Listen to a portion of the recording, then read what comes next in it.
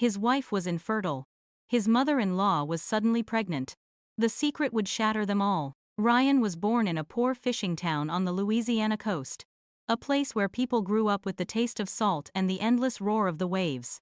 When he came of age, burning with a desire to change his fate, he packed his bags and moved to Galveston, Texas, to build a life. The bustling port city was alive with deep-sea fishing fleets and sprawling seafood processing plants. At first, Ryan worked as a deckhand, later getting a job as a worker in a frozen foods factory. Thanks to his gentle and hardworking nature, Ryan was well liked by many. It was in this city that fate led him to Hana, a woman in her early 20s who worked at a small diner near his boarding house. Hana had a petite frame, healthy sun-kissed skin, and a sweet, gentle smile. Their love blossomed as naturally and sincerely as they were. Hana's family wasn't well off either. She lived with her mother, Susan, a woman in her mid-50s who had been widowed long ago. Susan had worked tirelessly, selling goods to raise her daughter alone. Ryan and Hana's wedding was a modest affair, just a small, warm party with a few tables set up for the neighbors. On that day, Ryan believed his life had finally turned a new page. The small, old bungalow in a narrow Galveston alley suddenly became a home. The life of the three of them, though lacking in material wealth, was always full of laughter. Ryan worked from dawn till dusk, while Hana toiled over the hot stove at the diner.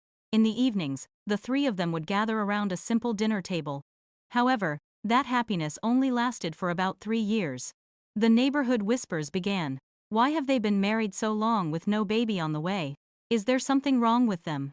The pressure from the rumors grew day by day. Many nights, Hana would bury her face in her pillow and cry silently. Ryan loved his wife dearly and could only hold her, comforting her. "Hey, I've got you, and that's enough. A child is a gift from God. We can't force it." Susan also began to grow anxious. At her age, all her friends already had grandchildren to hold. She started going to church more often, praying each time for her daughter to receive good news soon. But hope dwindled, replaced by weary, mournful sighs. After months of living in anxiety, Hana finally decided to see a doctor at a fertility clinic.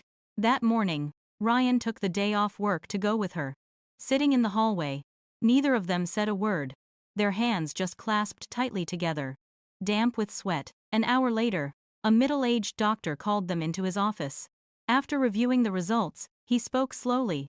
"Your wife's condition is a bit complex. Her ovarian function is low, which will make conceiving more difficult than for the average person. We'll need to be persistent with treatment, but even then, we can't guarantee it 100%. The doctor's words felt like a knife slicing deep into Hana's soul. She froze, her eyes welling up with tears. Ryan sat beside her, his hands cold, his heart heavy as lead. He tried to stay calm, nodding his thanks to the doctor before helping his wife out of the office. On the way home, Hana buried her face in her husband's shoulder and sobbed. "I'm broken, Ryan. I can't fulfill my duty as a wife." Ryan gripped her shoulders tightly, his own voice choked with emotion. "Don't say that. I married you because I love you, not for a child. If we have one, great. If not, well, still live happily together. Do you hear me?" But Hana knew that no words of comfort could chase away the despair that was drowning her. When they got home, Susan was already waiting. Seeing the look on her daughter's face, she knew something was wrong. After dinner, she quietly pulled Hana into the bedroom.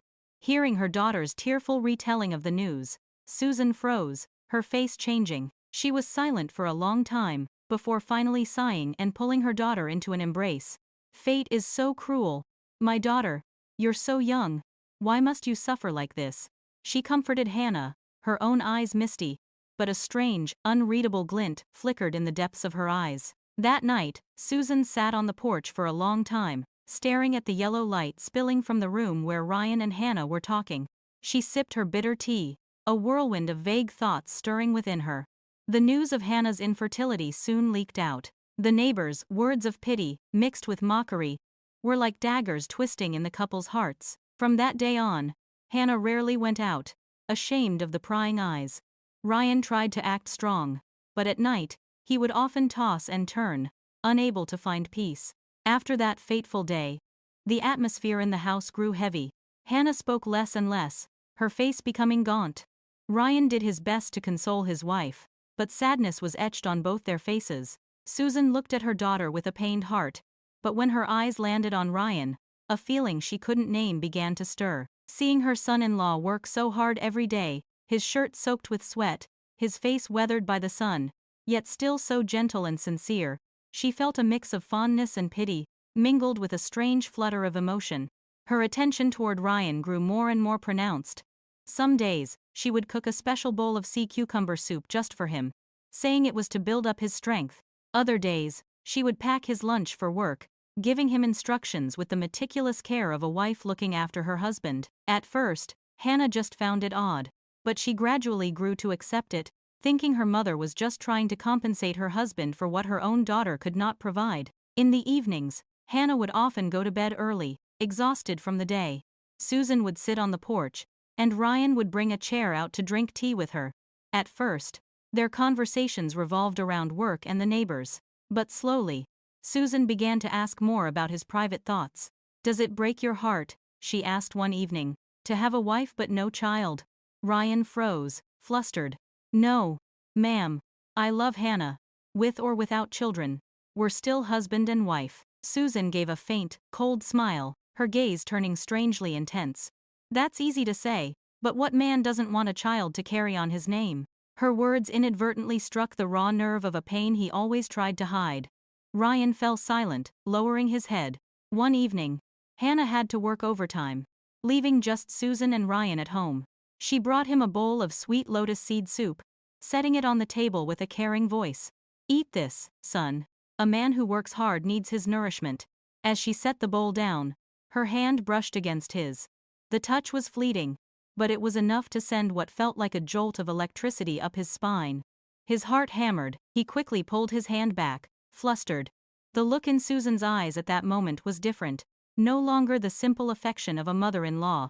That night, Ryan tossed and turned, the image of his mother-in-law's strange gaze haunting him, his sleep fitful and filled with unsettling dreams. A heavy rain fell over Galveston that night, flooding the small alleys. Ryan had been at a work party with his crew from the factory. He was a lightweight, but he'd had to drink his share. By the time he got home, his clothes were soaked, his steps unsteady. Hana was working a late shift, and in the small house, only Susan was sitting on the porch, listening to the rain. Seeing Ryan stagger in, she quickly stood up, her voice a mix of scolding and concern. "What have you been drinking to get this drunk? Get inside and change before you catch a cold." Ryan just grinned foolishly, his eyes glazed over. He plopped down onto a chair, muttering a few unintelligible words. Susan sighed and went to get a dry towel to wipe her son-in-law's hair. The strong smell of alcohol filled her nostrils, making her uneasy. In his drunken haze, the image of Susan before him became a strange, intimate blur. A woman in her 50s, her face etched with the lines of time, but still possessing a mature beauty. Susan saw the way he was looking at her, and her own heart began to pound. For months, she had been suppressing a vague, unsettling feeling. Now, in the house with just the two of them, the roar of the rain outside seemed to muffle everything else, and the forbidden suddenly felt fragile. Her hand, which had been drying his hair, gently touched his shoulder, then slid down his arm. Ryan shivered, half lucid, half lost. He didn't have time to resist, nor the clarity to realize what was happening. Everything just flowed in the chaos of the alcohol, the rain, and the long-suppressed emotions. When Hana got home, it was nearly dawn. She found her husband passed out on the bed, his clothes in disarray. Susan was already up, bustling in the kitchen, her face a cool mask, as if nothing had happened. Hana didn't suspect a thing. Ryan woke with a splitting headache and a horrifying, hazy memory of the night before. His eyes met Susan's. She said nothing, only giving a slight shake of her head, a silent, permanent command for his silence. From that day on, Ryan lived in a waking nightmare. Guilt washed over him every time he looked at his wife. But when he caught his mother-in-law's gaze, a tremor of fear went through him. He began to avoid her, unable to face her. Susan, in contrast, seemed to grow more confident. She remained attentive, cooking delicious meals for her son-in-law, asking about his day when he came home from work. But in her eyes, there was something different now, a mix of satisfaction and mystery. The mistake of that rainy night had become an invisible thread, binding Ryan to her, and he knew that his life would never be peaceful again. Time passed. The early summer days in Galveston were scorchingly hot. Ryan went out to sea. Hana toiled at the diner. And Susan quietly managed the household. It seemed as though things had settled. But then one day, disaster struck. Susan was coming home from the market, her bags heavy, her steps slow. At the end of the alley, she suddenly felt dizzy and had to grab a utility pole for support. A neighbor saw her and rushed to help. "You look different these days, Susan," the neighbor said casually. "Your face is glowing, but you seem so tired. Maybe there's good news?" The joke made Susan flinch. That night, after days of deliberation, she secretly went to a clinic. The result was like gasoline on a fire. She was pregnant. A 56-year-old woman, a widow for many years, now pregnant. The news was a double-edged sword. Susan held the ultrasound photo with a trembling hand, her eyes flashing with a strange joy mixed with anxiety. But the anxiety was quickly replaced by another feeling: satisfaction. Because she knew, without a doubt, that this child was the result of that fateful, stormy night with her son-in-law.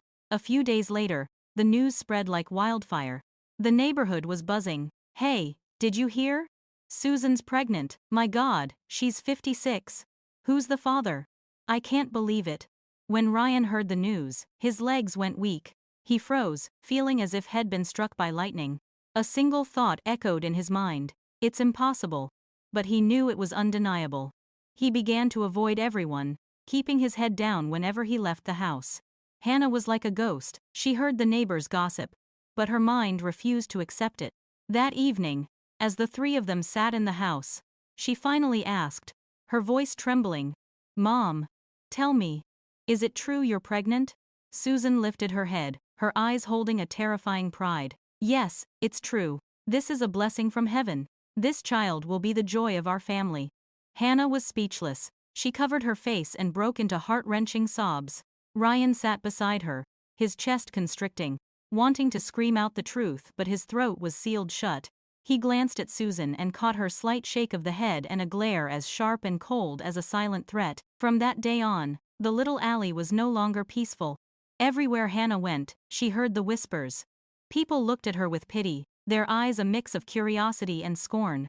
One cruel voice even commented, "That family is so strange. The daughter is barren, but the mother gets pregnant out of wedlock." Hana felt like she was going to faint. She lived through a series of heavy, suffocating days. At work, her colleagues whispered behind her back.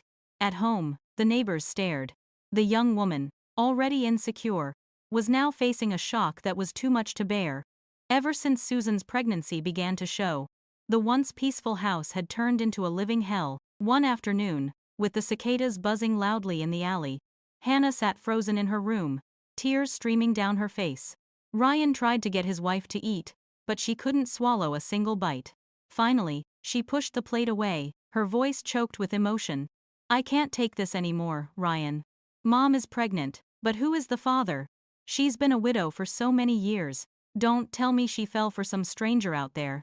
Ryan froze, sweat pouring down his face. He stammered, I.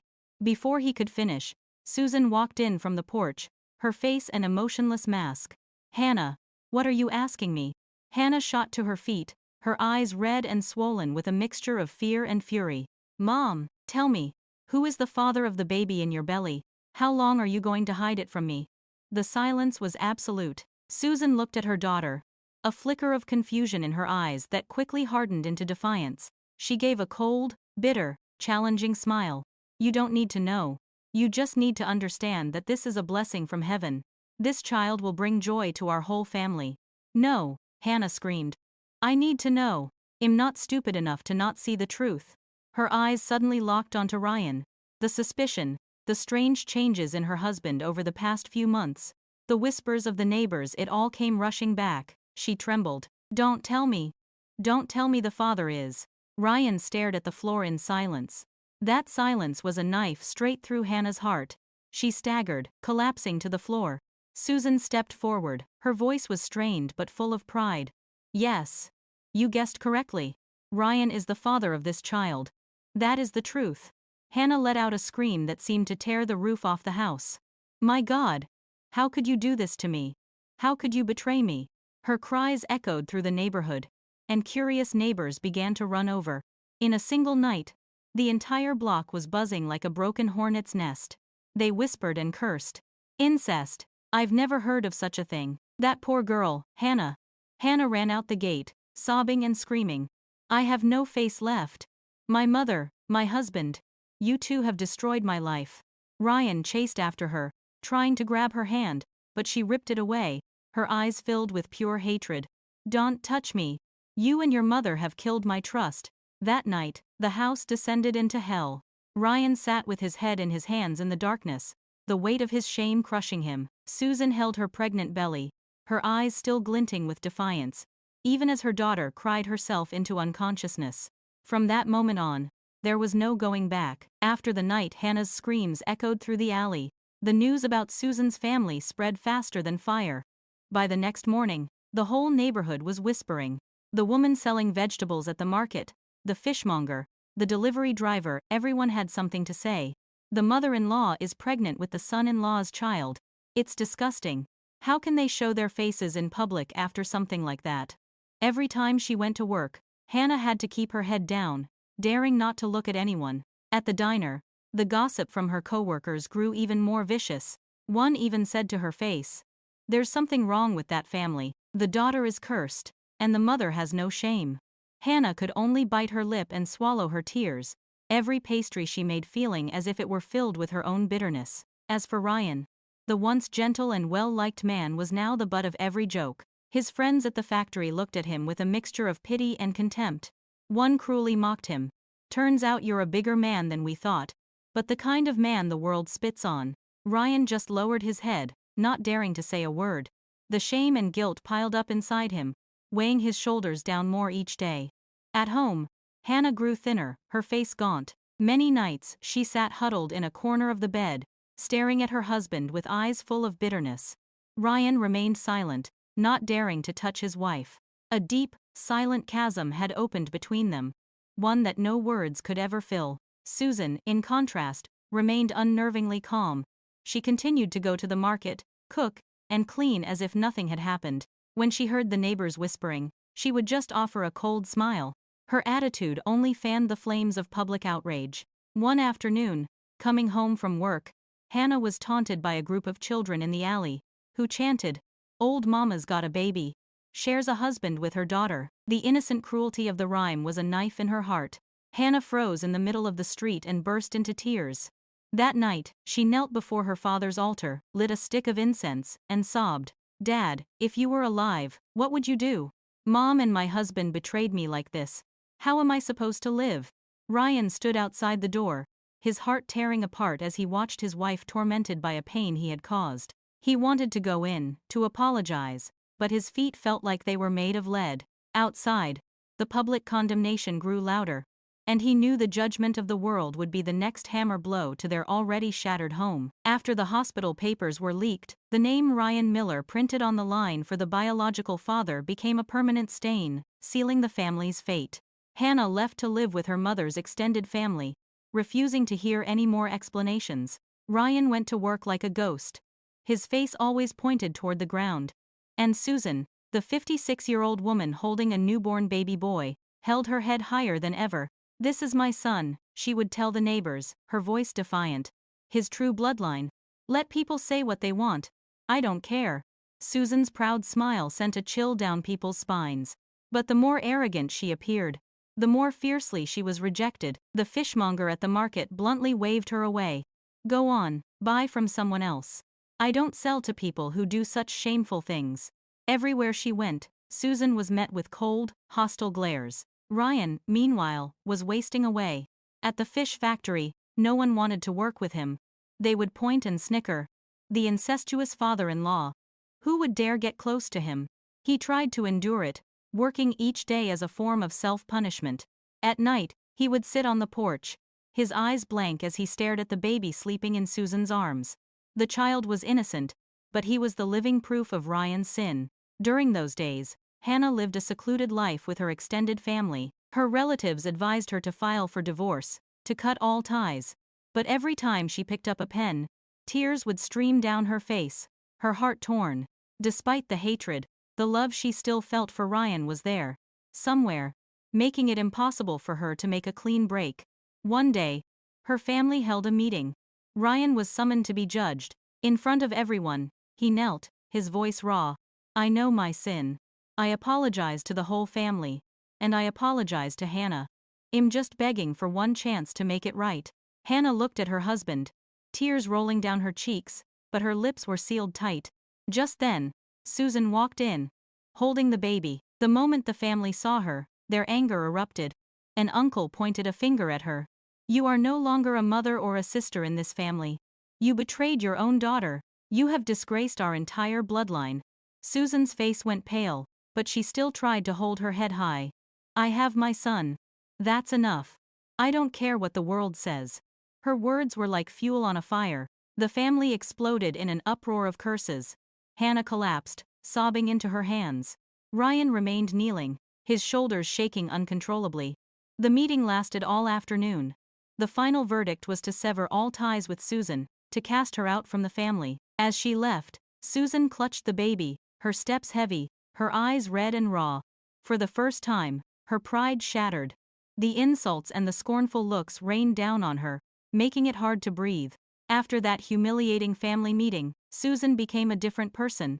The woman who had once held her head high and challenged the world now retreated into the cold, silent house. When she went to the market, she no longer dared to look up.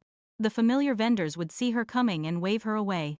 "Go somewhere else. We don't sell to someone who shamed their own family." The baby grew day by day, his cries echoing through the house. Every time Susan held him, she felt a mix of love and fear. Love, because he was an innocent child. Fear, because he was the indelible mark of her sin. Her health began to fail, and a dry cough racked her body through the night. Once, she sat slumped on the porch, gasping for breath, and looked at the dim moon, asking herself, in the end, was I right or wrong? Ryan continued to live like a shadow in the house. He had no more words for her. He simply went to work, came home, and helped care for the baby when needed. An invisible, suffocating tension stretched between them. One night, a violent coughing fit seized her. Susan clutched her chest, tears streaming down her face. The baby in the cradle startled and began to wail. Ryan rushed to pick him up, then turned to see Susan collapsed on the floor, her hands trembling. Her voice was weak. "Ryan, I'm so tired. I think I was wrong." Her words made Ryan freeze. In all the months that had passed, this was the first time she had ever admitted it. A few days later, she went to her family's home, where Hana was staying. As she stepped into the yard, she was met with the furious glares of her relatives. Some shooed her away, others cursed at her. But she kept walking silently, holding the baby tight. Hana came out of the house. The moment she saw her mother, she stopped, all the hatred rushing back. Susan looked at her daughter, her face gaunt, her voice trembling like the wind. "Hana, I'm sorry. I was wrong. I've caused you so much pain." Hana was stunned. She never thought she would hear an apology from the mother who had been so proud, so defiant. The pain and anger were still there, but deep inside, her heart stirred. The relatives buzzed around them. "Sorry? It's too late for that. You can never wash away this sin." But Susan didn't answer them. She only looked at her daughter, tears falling freely. Her voice choked. "I know I have no face left, but I'm begging you. Please forgive me, so I can hold my head up one last time." Hana buried her face in her hands and sobbed. She turned and ran back inside, her mind in turmoil. Forgive, or cut ties forever? The question haunted her all night. Susan returned home with the baby, her heart empty. That night, she sat by the cradle, stroking her son's soft hair, and whispered, "My child, Mommy was wrong. But I still love you, even if I have to pay the price for the rest of my life." That winter, a cold drizzle fell over Galveston, and the north wind was biting. Susan grew weaker and weaker. Her coughs were constant, her body was gaunt, and her eyes were sunken. The once proud woman was now just a wavering shadow in the dark house. One night, as Ryan was lulling the baby to sleep, she called him over, her voice a faint whisper. "Ryan, I know I don't have much time left. When I'm gone, raise him to be a good man. Don't let him bear the stain of my shame." After speaking, she gripped his hand tightly, a tear rolling down her cheek. Ryan was silent, though his heart was still a tangled mess of resentment. At that moment, All he felt was pity. A few days later, her condition worsened. Ryan rushed her to the hospital. When Hana heard the news, her heart was in turmoil. No matter how much she hated her mother, the bond of blood was still there. After a moment of hesitation, she ran to the hospital. In the hospital room, Susan lay weakly, her breathing shallow. When she saw her daughter, her lips moved, and a single tear traced a path down her wrinkled cheek. Hana, I'm sorry. Forgive me. Just once. Hana broke down completely. All the pent-up resentment and pain came pouring out. She took her mother's thin, cold hand and trembled. Mom, my heart aches so much. But I forgive you. Go in peace. Hearing those words, a faint smile touched Susan's dry lips, a smile of both relief and sorrow. Then, she slowly closed her eyes, and her hand went cold. The woman who had committed a terrible sin had finally passed away, held in the late, tearful forgiveness of her daughter. At the funeral, the neighbors talked, but their tone was no longer as harsh. They just shook their heads and sighed. Her life was a hard one, too. Her ambition led her to die alone. Ryan held the baby, walking behind the coffin, his face gaunt, his eyes empty. Hana stood beside him, tears falling endlessly. Even though everything had been shattered, in that moment, she felt a pang of sorrow for the mother who had lived and died in her mistake. After the funeral, Hana decided to return to their old home. She didn't reconcile with Ryan immediately, but she didn't cut him off either. She told him, her voice calm, "Prove it with your actions. If you know how to atone, how to live a decent life, then one day, I will give you a chance." Ryan knelt, tears streaming down his face. "I promise. Even if I have to spend the rest of my life making up for it, I will." From then on, Ryan lived a different life. He poured all his energy into raising the child. He worked tirelessly, saving every penny.